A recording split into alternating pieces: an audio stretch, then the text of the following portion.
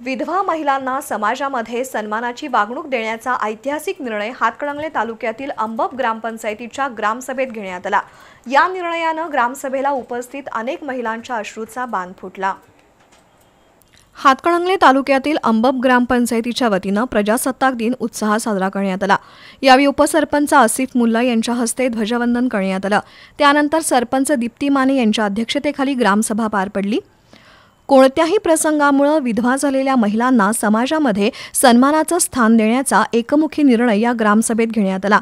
अशा स्त्रियांनी सौभाग्याचे अलंकार परिधान करावेत असेही ठरवण्यात आले। पती निधनानंतर स्त्रीच्या पायातील जोडवी, कपाळावरील कुंकू, गळ्यातील मंगळसूत्र आणि हातातील बांगड्या काढून ठेवण्याची प्रथा आहे। या प्रथेला छेद देण्याचे काम अंबप ग्रामपंचायतीने केले। या निर्णयाला सर्व ग्रामस्थांनी एकमुखाने पाठिंबा दिला।